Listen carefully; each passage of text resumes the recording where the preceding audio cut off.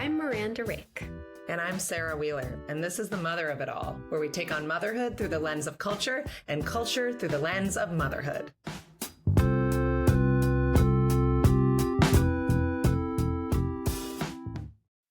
Hi, Sarah. How are you? Well, I took a shower for you, so that's good. You didn't have to do that. You can see. That's so nice. I'm okay. I feel like I moved through a parenting hurdle this week that's stressing me out, which is that I entered the world of orthodontists. Oh. Yes. Oh, Yes. no. I'm very sorry. Yeah. So my 9-year-old has been, it's not a surprise. Like my joke about his school photo this year was that he looked like the before picture at an orthodontist. Oh. So, and he no, is. He is. And now that joke has become my financial reality. So he did get referred. And, now I'm sitting in the office with the orthodontist who's like 5 years old, but so great. He's really lovely. Maybe it's just that I'm older than I think. And so I'm surprised when people who are like 30 have like serious jobs. But, yeah. And he's like, there are phases to this. There's like a whole world that is being opened for me that I didn't get braces. Did you get braces? Yeah. No. I had braces. You did? Okay. So I didn't even, my husband did, but I wasn't even that, but that world is long gone. Like we are not in braces territory. This is there are phases to the orthodontistry or orthodontia. And we are in phase 1, and phase 1 costs $5,500. And guess what? It doesn't matter whether you have insurance. Insurance basically doesn't pay for it. Mm-hmm. And so that's the state happening. Of dentistry now is they just don't cover what it. The fuck? Yeah. Well, okay. Here is my crazy take on it, which is not. Okay, I'm not done complaining, by the way, but you can go on. You can be a conversation partner if you really want. I know nothing about teeth. Let's just say dentists are the experts, but well, you do have teeth. I just want for teeth. Anybody who's listening, Miranda has at least a dozen teeth. The normal number of adult teeth. So you have some experience. I have some experience. Okay, so there's a lot of scams in pediatric dentistry. Right? And I can say that because I have interviewed people at the AAP about lip ties, tongue ties, buccal ties. They buy lasers and then they have to pay for them, and then they just want to laser your baby's mouth all over the place. And they'll tell you that it's they'll need speech therapy if we don't do this. They'll need afraid. Humans are afraid, and human parents are extra afraid. Brand new, right? With a brand new baby. And then someone tells you, oh, just throw $1,000 at this and then your baby will be able to nurse. Breast milk is what you must do. So anyway, but then I think, our dentist, for example, we just saw them. I like them. They're fine. They have some woo-woo stuff on the walls, and I have questions about that. But they're what's the woo-woo stuff, no fluoride or they don't say no fluoride, but they're so they tried to sell me this Myo Munchie thing. It's $200. It's this little silicone chew thing for kids who don't like to brush. And it sounded great, but I was $200.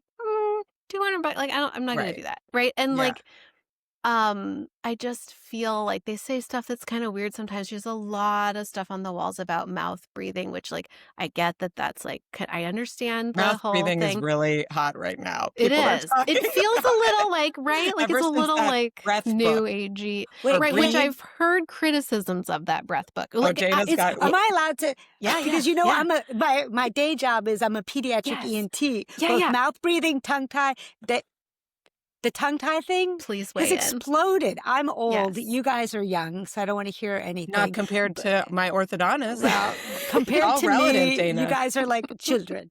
And let me tell you, when I was training, nobody got their tongue tie clipped. I mean, very rarely. Like if you couldn't, couldn't so this nurse. is what it's I now said gone to the wild. orthodontist is I was like, okay, I don't know if you've seen that Simpsons episode. I think it's Marge Goes to Jail, where Lisa has to get braces, and like, everybody in the Simpsons world is like a sham, and so like the sham orthodontist is like is sitting there saying that she has to get braces, and Marge is like, what happens if we don't get them? And he's like, well, Miss Simpson, I've done some projections. This is what your daughter's mouth looks like now, and this is what it will look like next year. And then like the pictures gradually increase where like her at 18, she has teeth like shooting through her lip. And that's kind of what happened is I asked him like, what happens if we don't do it? And respect to him, he was like, that's a great question. But it was like, he could get jaw surgery, but it was kind of like vague. And then I got super like, I don't know, I call this like neurodivergent with him and was like, okay, let's just be philosophical for a minute. Like when I was a kid, there wasn't this stuff. Like there were braces, but like most people didn't get them. You're saying that like most kids need at least a phase 1, sometimes a phase 2 so how could that be true? And like, what does it mean that we live in a world where now we think that's the truth when before we were in a different truth, like whatever. He was very patient with me. But what did he say? Because I have that same question. I don't know, really. I mean, he was kind of like, this stuff has been around and everybody just has bad teeth, kind of, is what he said. But like, who cares? Like, is it cosmetic? Right. The who cares is another like, question. Yeah. Anyway, all right. Well, I want to, now that we have kind of introduced our guest, but not all the way, I want to just all the way introduce our guest because I'm really excited. We have a big topic. Yeah, she's got information for us, even on the dumb shit that we're chit-chatting about. Listen, I am waiting for the good. The New York Times did a pretty decent like lip tie takedown, but like I want a really good one. I want a real be dig the into change this. Miranda Rake. That is such a Miranda Rake. Not a takedown. I shouldn't say takedown, but like the preying Take those on Tide treaters down. Preying on brand new parents. Like financially preying on brand new parents. It's just nothing makes me more pissed off because they're such a vulnerable target. They will throw money. I mean, you're just buying stuff left and right. You're like, anything, right? Like, what will make this better? All right. So, okay, today we're going to talk about AI. Hopefully people aren't traumatized by that. So, there's a lot to talk about, and we're going to focus on kids and AI. I kind of want to address like the techno-driven colonialism that Karen Howe wrote about in her book, Empire of AI, kind of about Sam Altman and the rise of AI and the actual global impact of the production of AI. But we're just going to note that and we're going to set it aside because we're not here to talk about that. But we're just acknowledging it. So we are going to focus on child development, parenthood, and the cultural and societal questions that surround AI for people like us, parents raising kids for whom AI is suddenly here. Our guest today is Dr. Dana Suskind. She is the founder and co-director of the Center for Early Learning and Public Health at the University of Chicago. And she is also the author of 30 Million Words, Building a Child's Brain, as well as Parent Nation, Unlocking Every Child's Potential, Fulfilling Society's Promise. Her next book about AI and early childhood development is coming out in the fall of 2026. And I'm so excited to talk to her. Welcome, Dana. Thank you so much for having me. I want to answer all those other questions that you brought up because but it's all related. Like, parenting is so hard. And in those early years, anyways. There's so much. If you can thread any of the parking lot questions in, we salute you. Oh, for sure. Okay, so Dana, we normally start by asking who's caring for your kids right now. And I think, are your kids grown? Are they caring for themselves? They're sort of caring for themselves. I have, believe it or not, a melded family of 8 kids. So I can tell you at every time point, all the stressors and all of that. So now they are if you're worried about children sleeping in your bed, eventually they sleep in somebody else's bed. So they are all between, that's probably not appropriate for your podcast, but between. No, we like sex. Yeah, Yeah. It's all welcome here. They are all, although I have one that just came home, which was really nice. So he's going back to grad school. So. Well, good job getting them out of the nest. So, okay, we're going to dig in because this is so big. Before we really start asking questions, I just want to open.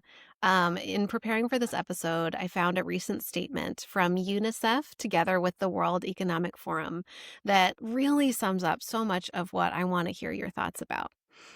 So in this statement, UNICEF and the World Economic Forum are unified in calling for research partners. And the statement is called Children in AI, Where Are the Opportunities and Risks? And it's just a few pages long, and it's a lot more questions than answers, which I think is very telling. And as a parent trying to navigate all of this, it felt really validating to read. So I'm just going to read a small excerpt. It says, UNICEF is mandated by the UN General Assembly to protect the rights of every child, and we know that in the not-too-distant future, AI will impact every child in many different ways. The World Economic Forum recognizes the relationship between AI, young people, companies, and governments to be crucial to negotiating the well-being of people all over the world as we move into the age of AI. While there are many uncertainties around artificial intelligence, we know that it will impact almost every part of our lives, and that in many cases the impacts will be greatest for children, from how they are conceived and born, to the services they can access and how they learn, to the jobs they train for. This reality brings with it a tremendous amount of opportunity and risk.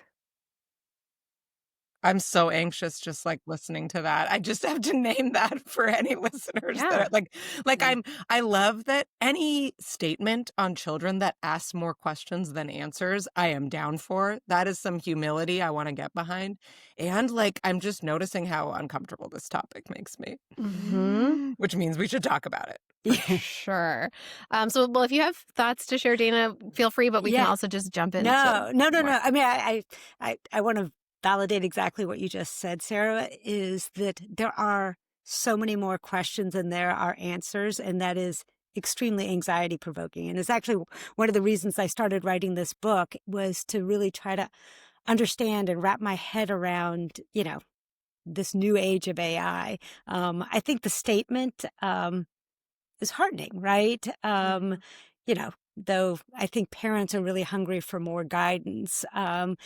I really love that they're acknowledging that the impacts of AI are going to be greatest on children. And so much of the discourse out there is about, the impacts on workforce, on industry. And these are really important. I mean, we need to understand that. But I'm actually much more worried about, as a researcher and a child development focused person, I'm much more worried about AI's potential on fundamentally altering humans, right? Mm-hmm. Especially when we allow young children to engage with AI. It will fundamentally change how we talk about rewiring adolescents' brains with social media.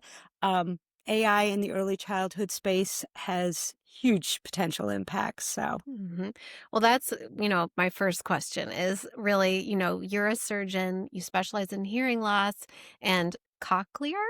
Yeah. Dang it. Cochlear implantation. I have hearing loss. Thank you for your service. And you, I had meningitis when I was a baby, but I'm fine. Oh. Yeah. And you have worked a lot on early learning and public health, like the intersection of those two things. And you've written about it in your books. And I know that you are thinking and writing a lot about specifically the impact of AI on how kids' brains develop. Can you talk a little bit about, where you are with that? Like, there's so many questions, what do we know? What are you wondering about? What are you worried about? Yeah, no, absolutely. And maybe if it's okay, I'll sort of step back to sort of share how I got into this world, because, I am a physician, a cochlear implant surgeon. And, I started off my journey, as an implant surgeon, hoping to change it, one child at a time.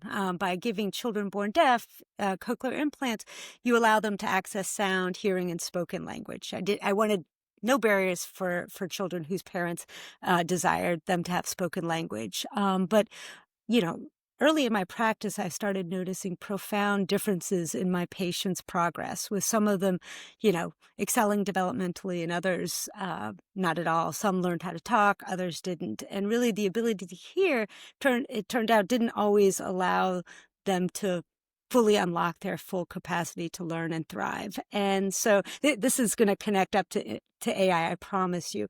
So, I started into this world of social science, even though I'm a surgeon. And what I found was just shocking. You don't learn this in medical school. Sarah, as an early childhood and EI, you said EI provider? I'm an educational psychologist now. Sorry, forgive me. Yeah. Educational psychologist. Yeah, I convince people to spend lots of money because they're afraid of as parents, just like the orthodontist. No, I mean, the vast majority of brain development happens, some 90% happens within the first 5 years of life. And it is almost entirely dependent on their exposure to language and nurturing interaction. That's what actually wires up the brain. We call it serve and return between caregiver and child. And that literally wires up the brain. And so for the last 15 years, my research and much of my focus has been about studying and really promoting the power of parent talk and interaction. And, to ensure that all parents and caregivers not only are aware of their incredible power, but that we also have policies to support them. Anyway, so that's sort of how I came into it. And that now with the advent of artificial intelligence, it really made me take a step back, right? Because here was this technology that could replicate the very interaction that I know is so powerful for building a child's brain. And it's in that place where the true risks of AI lie, right? Nurturing interaction builds a child's brain. All of a sudden, we have AI that can replicate it. What does that mean?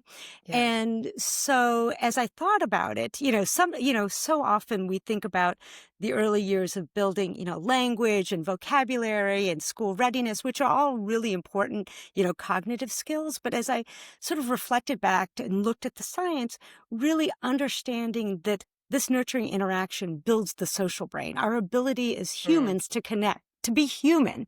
Mm-hmm. And, what does it mean when all of a sudden you have this AI that can step in? But I realized, these infants' brains learn not from perfect interaction. They learn from the imperfect, right? That emotionally rich dance between parent and caregiver, those slight mismatches, our imperfect parenting, which, by the way, I love, the column Good Enough, because it is, what is so clear is that good enough is not just like, oh, it's nice, you're good enough, it's good enough parenting, but it's actually biologically required to become human that we are imperfect. So I guess that was a long way to say, like, this is an important moment. The age of AI could fundamentally change who we are if we're not careful. Well, it's interesting. Like, I wrote, thank you for all of that. That's beautiful, by the way. No, and I wrote an article for The Atlantic, which I love, a couple weeks ago. Thank you. Yeah. I turned in 4,000 words, and I knew it had to be 1,000. So anyway, I'm glad to be talking about it more. It wasn't just about the party. It wasn't just about the party. Yes. Please read the remaining 3,000 for us right now. I mean, that's what this episode is, right? That's what we're here to do. But what really I came at it looking at parenting tools, and then I ended up discovering all these children's products. There's this new partnership with Mattel, and I think it's OpenAI, and I was like, oh my God. And it's one of the products I saw, for example, was a Snorble, which is like this little robot that you put in your kid's room, and it soothes your child back to sleep if they wake up in the night. It does their bedtime. You can program it to kind of talk them through their bedtime routine, and it's responsive.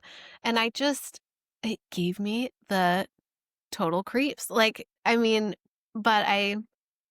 just what you're saying, realizing that even that these products are here and they're out there, and this is really coming. And I know that AI is going to touch kids' lives in a lot of ways, but just realizing that this moment is really here. It is, and it goes back to what you all were talking about before the interview started. You were talking about tongue tie and tongue clipping and sort of, I don't want to use the word praying, but parents are anxious. They want to do right by their kids. It is an exhausting, difficult thing to raise a human. I mean, it's a design, I shouldn't say it's a design flaw, but it's so hard. It's much easier to do a puppy. And here these tools and technology are going to make it so much easier and frictionless, right? And look, I'm all about, I'm not, saying that we shouldn't try to make it easier for parents 100%, but we got to figure out what we want to offload, right? To make it easier without losing what's so core to how we become humans. Yeah, that's such a good point. And when you were talking, Miranda, about the like soothing your child device, I was thinking about that, about it's not just that, I mean, yes, the first 5 years are kind of formative brain years, but our brains, adult brains, are still doing stuff and totally available for atrophy. I can already see the ways that, the internet and social media, even though I didn't have that when I was a teenager, really, have changed my brain, right? Even though I wasn't in like deep plasticity then. And so I'm thinking about the learning that a parent does when they soothe their child to sleep. And again, I don't want to, I don't want to paint some fantastical picture of this, right? Like, as you mentioned, Dana, it's really hard and it should be easier to navigate those years, and parents should be more rested and all of that. But like, there is some of my most beautiful moments with my children were soothing them to sleep. And so I'm going back to like this piece that you said about your work, which is that, you're both interested in how you change things, how you that kids need to talk, right? And get verbal engagement for their brains to grow, but also how do you make policies to support it? And the thing that scares me the most about AI is like, there is nothing kind of social communal about that as an improvement to parenting lives, right? There is no policy change. There is no like, how do we make a better world? It's just kind of on this one-to-one basis. And that freaks me out.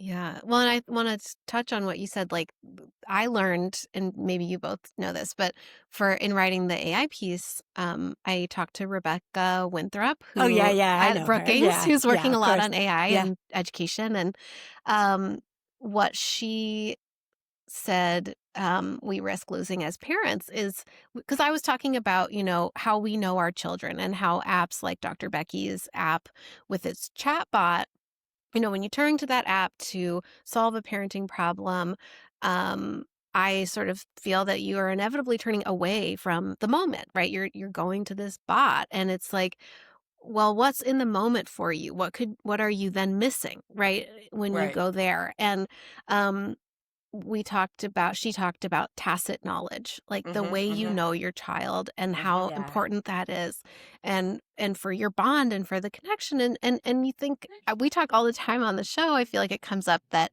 one of the greatest things that I feel as parents we do for our children is to see them.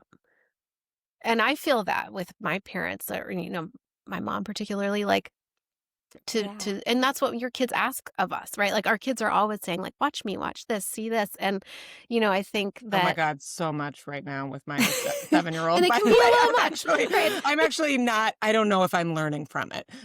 Right. Well, and the learning, no, I know what you mean. The learning factor I wanted to like kind of bring up, because my understanding is that there are not a lot of studies yet about exactly what's going on in our brains when we interact with AI.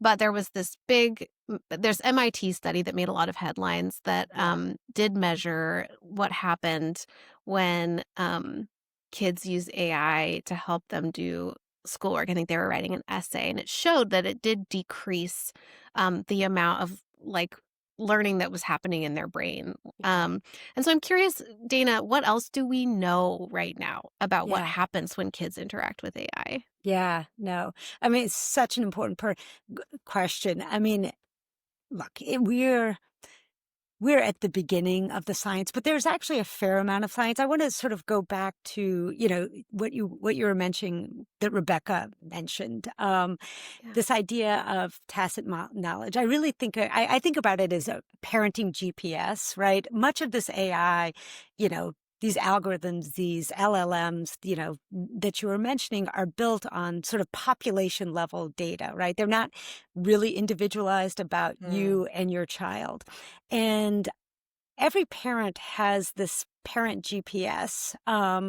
And sort of like with a regular GPS, I'm concerned that some of these tools, while it's not black and white, and I do want to talk about the potential positives, right?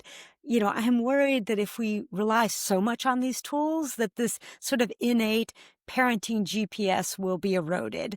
And, the understanding of our own specific child's, cry or, as you say, seeing them.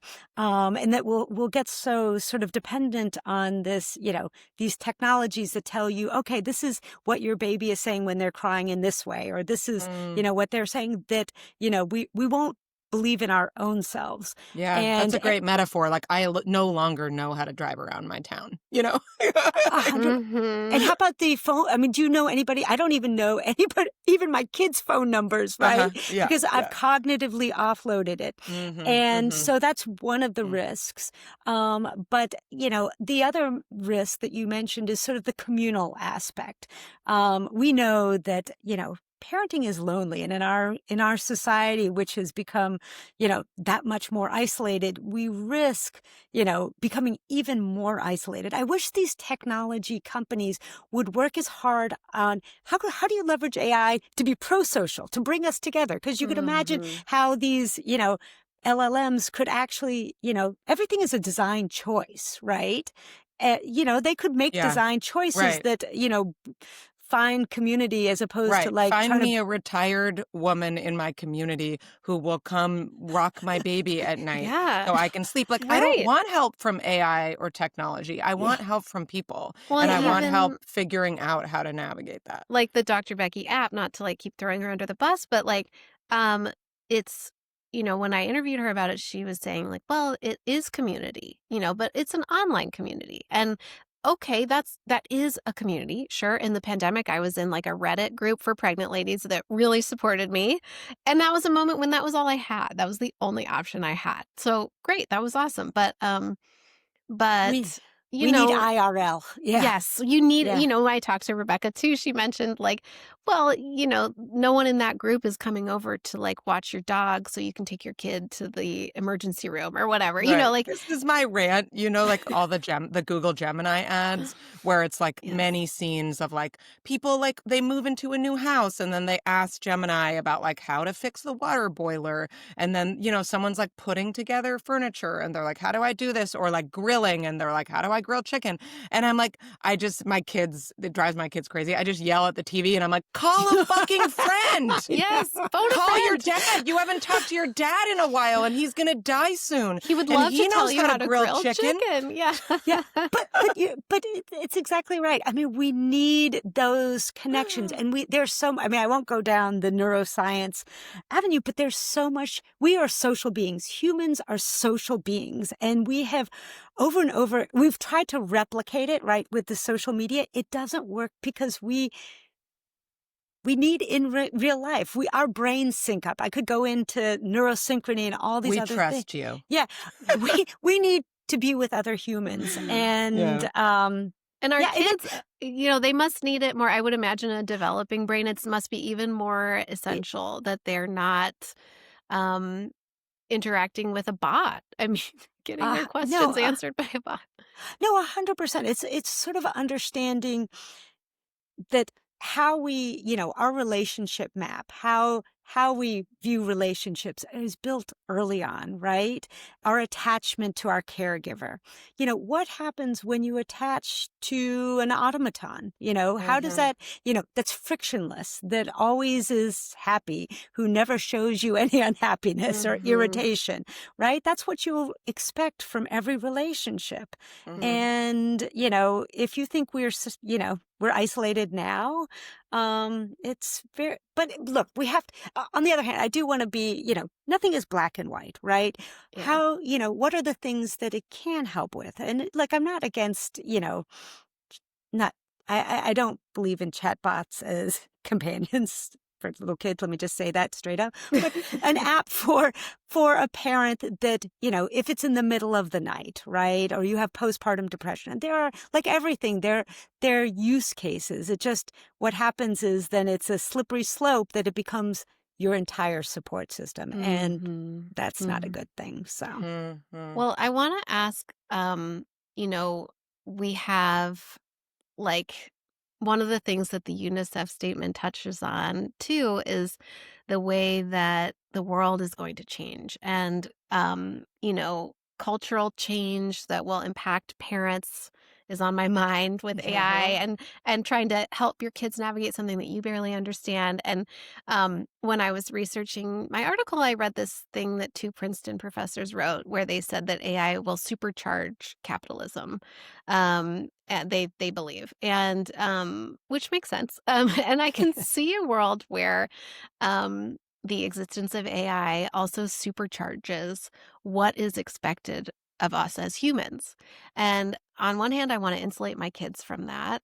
And on the other hand, I also feel like I need to raise these like nimble, adaptable kids who will be able to be employed in this new world. And I guess it feels like there's this cultural, practical tension in the context of parenthood. And I'm just not sure how to think about it. I'm curious how you're thinking about it. Like, how can we think about it as parents, like Sarah said, without having a complete panic attack? Yeah.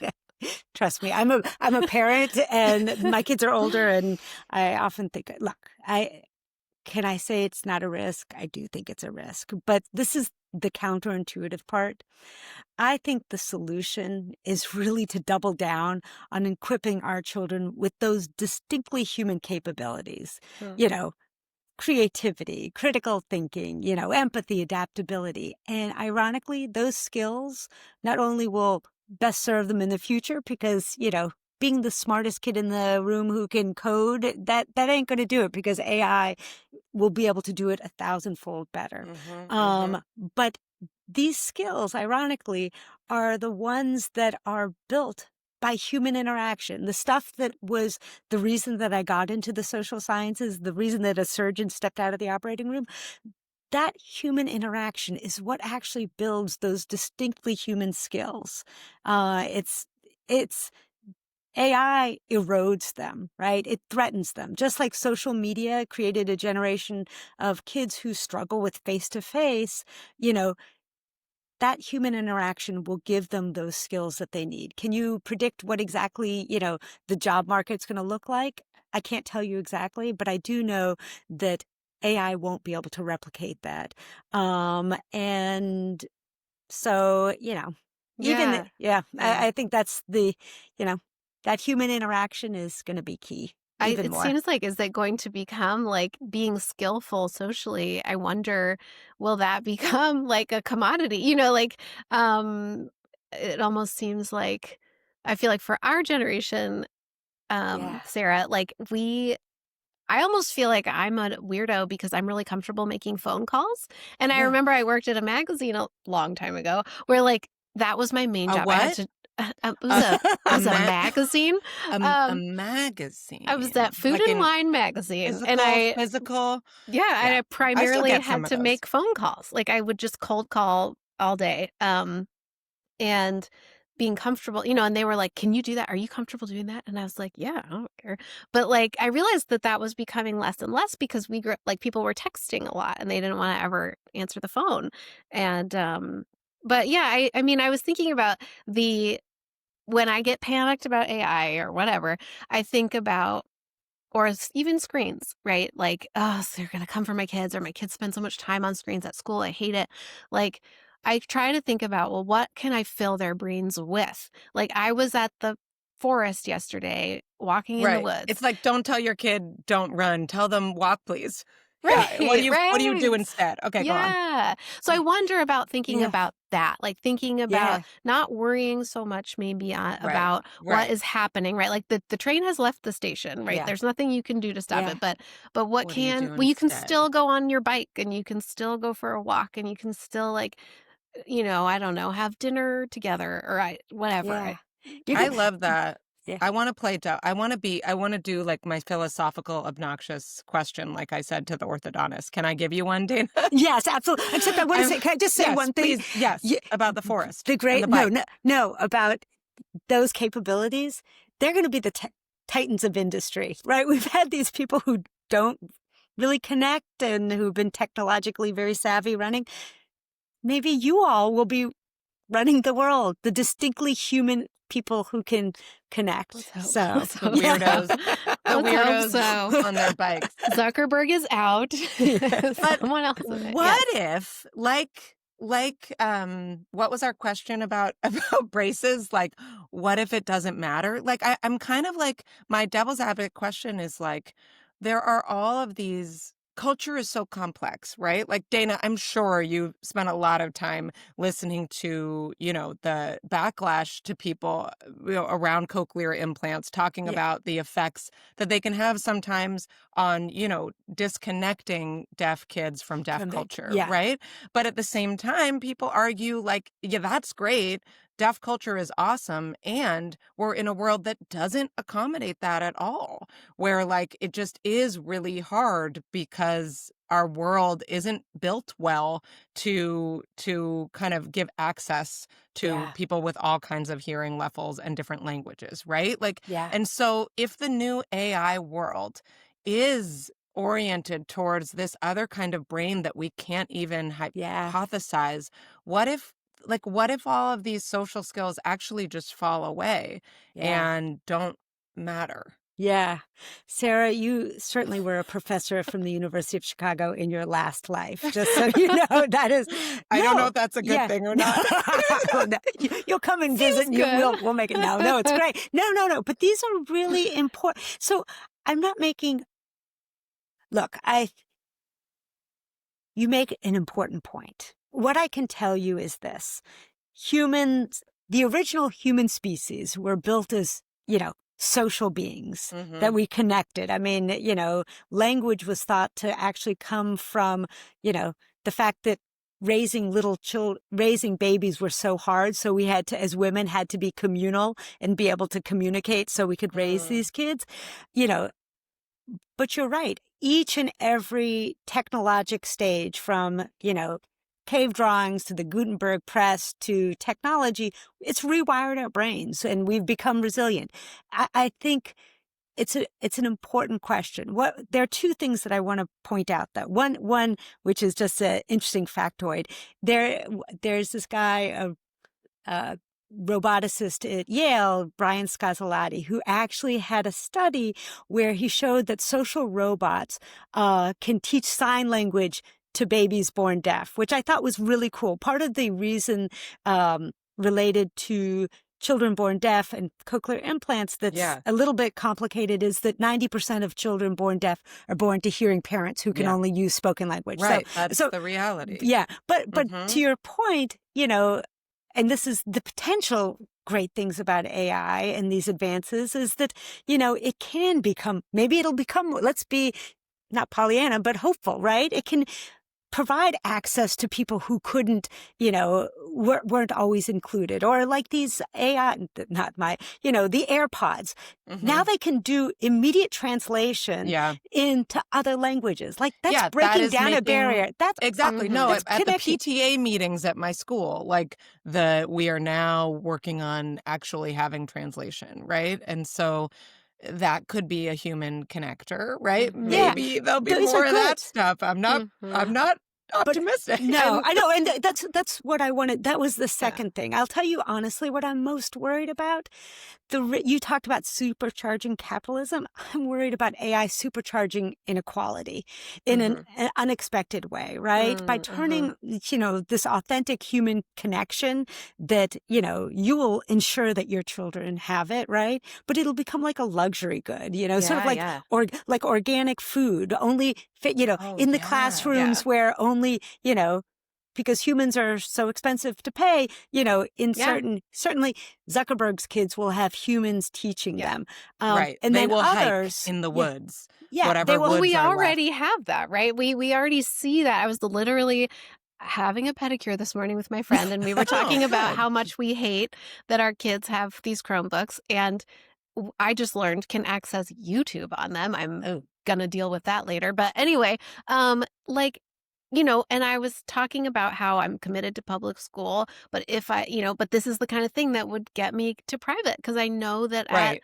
At a and private Waldorf, they your don't kid's have not them. on a, yeah. Yeah. And that's Yeah. really, man, and that is so upsetting. And so we're already there. So it's so natural to think, of course, AI is just going to slip right into our schools, I'm sure. And it's going to be chill. I mean, now I'm going to get emotional. I mean, the whole reason that I got into this research was seeing disparities in my children who were born deaf who got implants, right? All parents love their kids, right? But certain families without resources who have to work 3 jobs, don't have a roof over their, they're the ones who are going to be most affected, who won't be able to have the choice of like, I want to change them from this school. And that is very, I'm worried of all children, and then children whose families don't have the same resources. Right. Don't have So. the time to go spend the weekend in the woods. Like, Yeah, exactly. Yeah, totally. I So. think that's so real. And it's hard to see how that won't be what happens. Yeah. It's hard to imagine. Because I think I assume regulation will come, but I assume it will be a very long time. Will it? Well, we'll see. I mean, we'll see how things go. we're in a I know. phase of major deregulation for Yeah. technology. And If we moved to Europe, perhaps I think they have done more on regulation around AI, significantly right? more. Really? Yeah. What's that? Tell us about that, Dana. I mean, I don't know it deeply, but yeah, there's much more regulation on all of this stuff. Yeah. Like even voice is considered, PH, biometric information, and yeah, they're much tighter in the regulation. They're way ahead of us, Yeah, for sure. So I'll be less. My parents, if they lived in Europe, would be less likely to get a call from a AI bot that sounded like me saying that I was being held for ransom. Wait, did that really Oh, happen? that's happening. No, not to my family, but that's happening. Yeah. Oh, yeah. No, I've heard. I'm like, yeah. Well, this Yeah. OpenAI video tool that they just released is truly terrifying. I'm very nervous about that. It's just very real. Like the videos, you couldn't tell the difference, like the average person. So just thinking about how many people get their news from social media now, and particularly video formats, it's pretty scary. But well, on that positive note. Well, I'm curious. So, there's a lot to read, even kind of speaking about this. It's moving so fast. And I read a lot of conflicting stuff. There are the doomers. There are the people who say that AI is going to save the planet. Yeah, the techno-optimists. Yes, and there's the, it's a nothing burger people. So far as a parent, my takeaway is that I know I need to understand it as best I can so I can help my kids navigate it. But that's kind of as far as I've gotten. And so I'm curious about where you turn for good information about the AI landscape right now. Anyone that you ChatGPT. How worried should I be about AI? People to follow, or books to read, or newsletters to sign up for. Like, what do you? How do you follow this? As I mentioned, I'm deep in writing this book for exactly the same reasons that you talked about. To be able to really, probably like you, I write to think. And so I've been interviewing like researchers from the robotics to, predictive analytics, really trying to understand it through the lens of neuroscience. And, you talked about techno-optimists or pessimists, I'm not a techno-determinist. I think that things aren't set in stone. Hopefully we have agency. And like in some ways you have to have hope that things can be different to have, to have agency. And so I'll share with you sort of this framework. Actually, I'm putting it in the book, but I'll share it that I think will be helpful going forward. And it's sort of a distillation of everybody I've talked to. Actually, the framework is called is hope. H is, we have to remember, human connection is irreplaceable, right? For the developing brain, for becoming human, it is the nourishment for our brain and our social brain. And so we always need to remember that it can never be substituted. 2 is O, which is own your imperfections. And this is a parent. I mean, you all, you write about it. It's good enough parenting. Kids don't thrive from perfect responsiveness and the lack of friction. And good enough parenting is a biologic, evolutionary, advantageous things. And when you look at these AI agents, and I think, these chatbots, they provide frictionless experiences. And I don't think children need it. I think it's, I take a precautionary approach. You don't need it. Now, at the same time, there are AI agents that are in the hospital that help, children with autism learn social cues. I mean, as a medical or therapeutic, with science, that's okay. P is protect the early years. I think the early years, I mean, it's important throughout the lifespan, but because of all that brain development, if we expose them in the early years, we're going to change who humans are. So really taking a special look at those early years in the introduction of AI. And then last is E. You don't have to throw the baby out with the bathwater. I mean, you can. You don't need any of this to raise children at all. But if you're going to use it, how does it enhance your life? How does it make things easier so you can focus on what's important, which is all about the connection? Because, lighten the parenting load, I'm totally down with, but having someone to, soothe your child during a nightmare. I hadn't heard about that until I read your article. Like, no. We take a gamble on how our little humans develop. So the hope framework is the way I go forward. So, and I'm also thinking about to go back to Miranda's thing of what do you do versus what do you not do, right? Like take your kids to the woods versus keep your kid away from a screen. How do you also continue to believe in and advocate for and get touches with the kinds of larger social, communal, human webs that we want in order to kind of do things better than AI, right? Yeah. How do you to continue to believe in the grandma or whatever that means to you that can kind of help in the night so that it's not just you feels important. Yeah. Maybe there'll be a backlash. Maybe there'll be a backlash and we will forget this tech, get connected to other humans. And, we'll wake up from this, what is it? This, what is fever this? Dream? This fever dream. Techno-fugue. Yeah, exactly. And get connected. I mean, when I'm talking to you all, it makes me feel like it could fast. be. Maybe. I think the part that I'm thinking, having this conversation too is it's so fast. And so I think that even if we don't have answers, those frameworks or the, the rebellion, whatever there is to kind of give us some anchors is going to be so helpful because I feel like I have just figured out how to deal with Alexa and Siri and my kids. You know what I mean? Before you could even ask them anything AI generated, right? And every day there's a new kind of application being unveiled. And it's really a lot as a parent to keep up with. So there's got to be guidance, even if the guidance is kind of humble and complicated. Yeah. And I think about doing it in community too. I mean, a little bit of I have felt like the use of ChatGPT has really become suddenly casual. People are just I'll ask even in a ChatGPT. few weeks. And I'm like, wow, that's weird. And I have a friend of a friend who she's very blunt, and someone mentioned using AI, and she was like, that's destroying the environment. And just wouldn't continue the conversation. And I was like, oh damn, I guess I could say that because that's how I feel, right? I'm like, do you realize that you're burning down, deserts are out of water because of you wanting to use ChatGPT to search for something? And or people were traumatized to train that bot so that you could it just, but I think people don't know, and it's all being sold to us.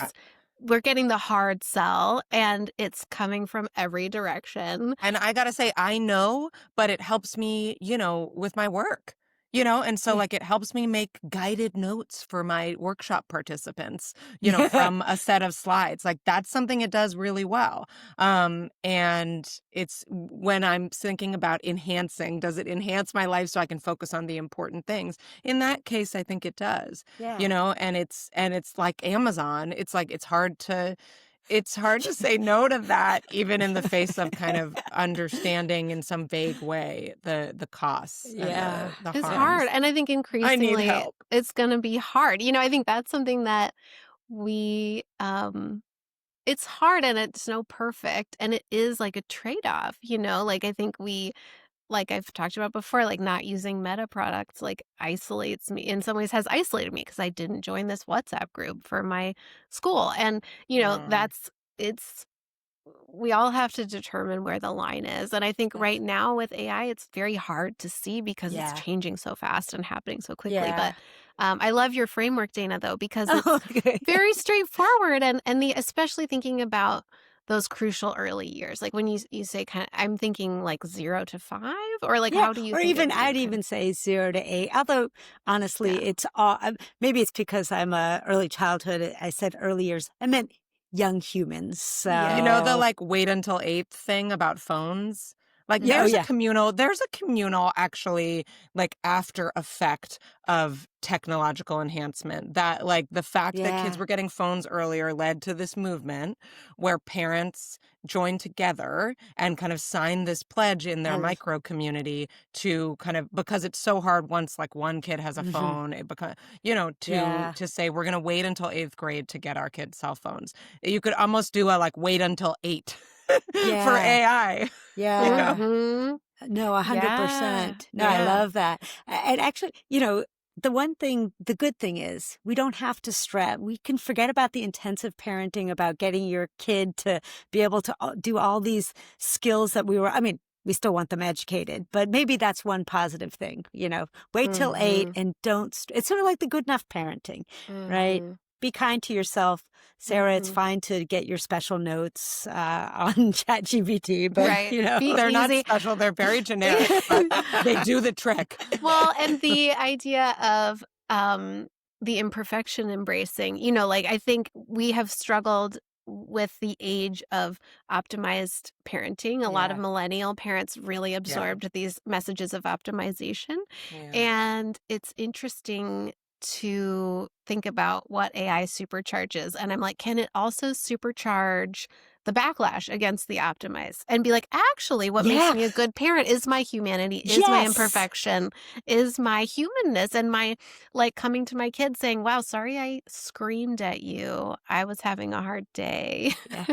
But you did something and you learned so much. So from me being we a all human. learned from that when I screamed like a bear.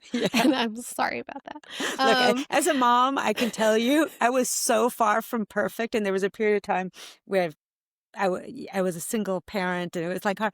And you know what? They're all okay. I mean, as okay as a human can be. So right now. Well, Dana, thank you so much. It was, I think we'll have to do a 2.0 in a year, and I'm sure the whole landscape will have changed. I know, exactly. And do you, if there's any books or movies or shows that you've watched, we always ask our guests to share their culture recommendations. Doesn't have to do with AI. It doesn't have to. Although you're not going to believe what I'm reading. It's Clara and the Sun. It's so good. But that is about it is. Have you read and they're it? making a movie. Yeah. Oh, no. Kazuo Ishiguro. He's like one of my favorite writers. I'm loving it. It was more like everybody kept mentioning, I'm like, I have to. I'm like, it's. Yeah, it's about like a human like bot who kind of is bought to be a companion. Yeah. Who's more human than the humans. Yeah. They're making a movie out of it. Yeah, with Amy Adams and Taika Waititi's going to direct it. I'm very excited. This sounds okay. Well, now I have to read the book. Yeah. Well, thank you so much, and please come back again. Thank you so much. It was really fun, and I hope that you all are the Titans in the future. So, so too. Although that sounds like a lot of stress. I don't know. It does. I don't want to be the Titan. Maybe my kids could be the Titans. Yeah. There we go. Building the Yeah. next Titans. Thanks for Thank listening you. to the mother of it all. And like my mom always said, you learn from the imperfect. Amazing. Thank you all. you. You all